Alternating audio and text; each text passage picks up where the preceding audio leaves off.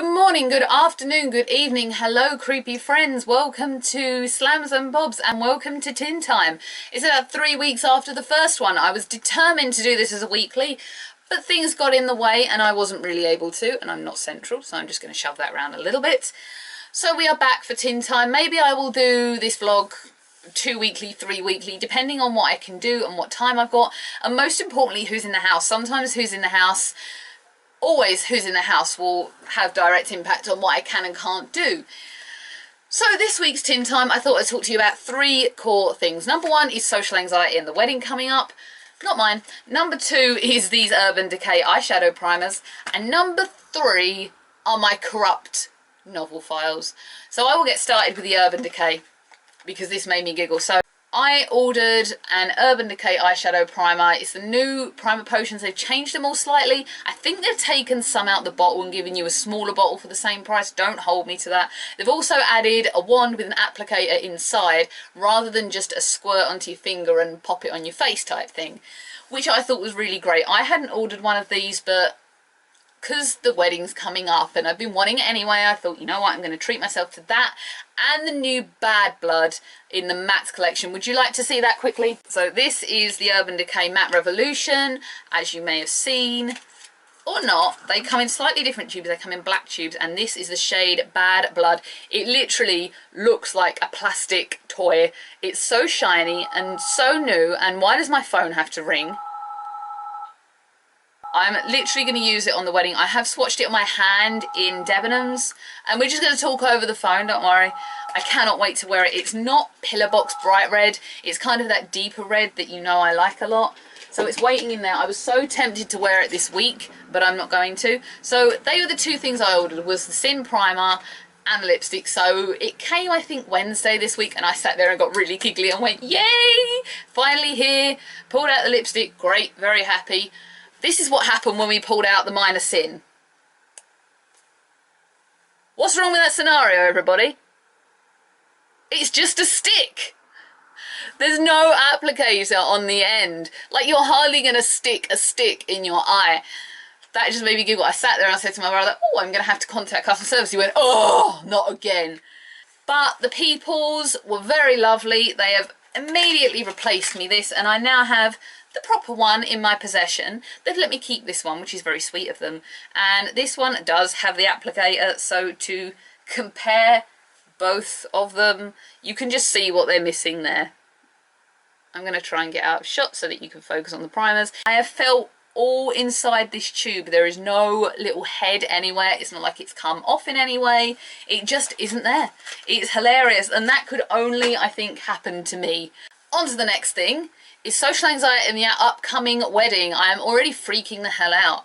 I probably got to sit on a table with people I don't know. Do you know what that's like in my head? That's like, ah! I had a major kind of moment this week. We had a little silly thing happen on Tuesday.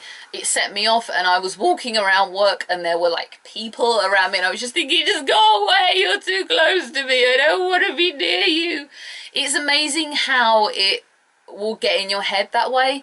I think I depend on the situation. Like, I can be at work and kind of jump into a character that kind of protects how I really feel about things. But if I'm having a bad day, I won't look people in the eye. I mean, I can't look a lot of managers in the eye when I talk to them. It's not their fault. It's all in my head.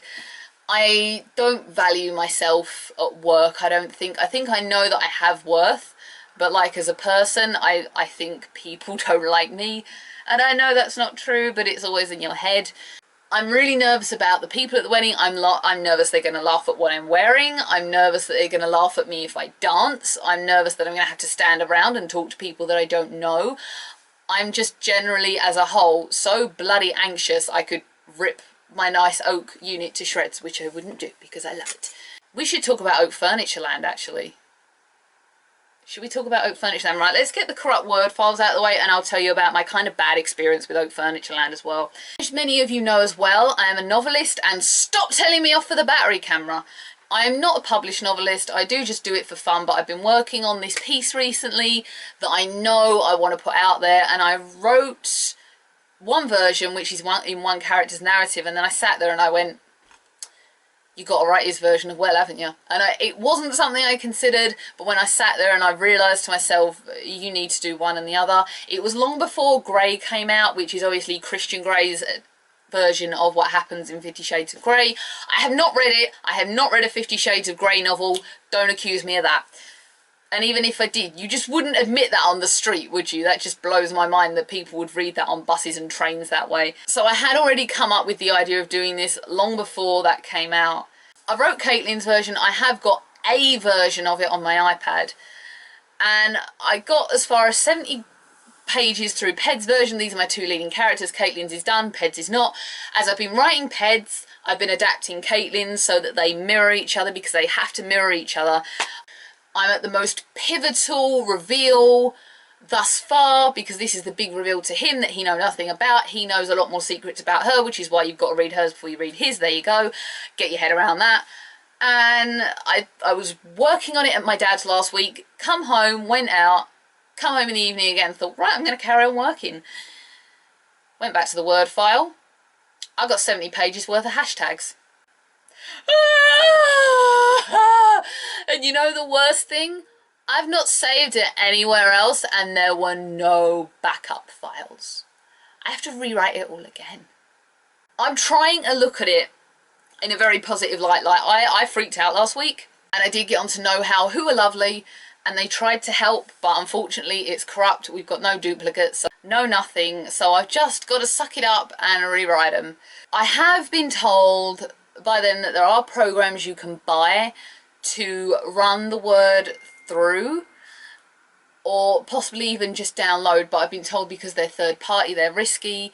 So I have started rewriting it. I mean, I'm trying to look at the positive side of this, so I get longer with the characters, which is great, but I also have to rewrite his whole version and re-annotate hers as we're going along. So basically I've got to, in effect, rewrite two novels again, for lack of a better phrase to say.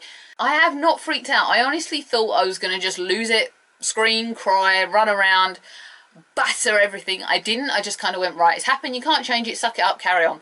That was literally my mantra, and that is what I've been doing all week. I've got pretty much as far as the end of chapter 1 on Ped's narrative, which happens long before we start annotating with Caitlin anyway, so that's all good.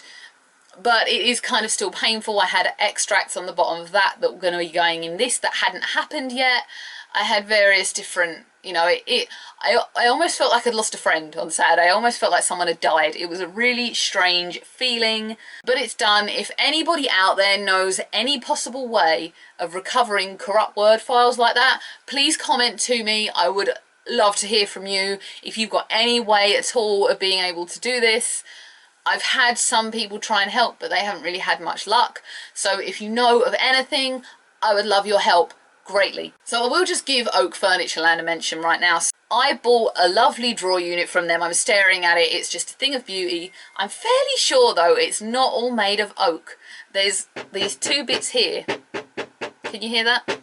That feels like a fake panel to me, whereas this here, top, all the drawers, clearly all made of proper oak, but there's two panels on the side I keep looking at and thinking, you're just not wood. You just look like fake. See what I mean? That just doesn't sound like wood to me. Knock on wood? Yeah, right. I went to my local showroom, and when I saw this unit, it was different. It had these kind of dividers down the shelves, and there were grooves built in to have them there, so it was like it was part of the design.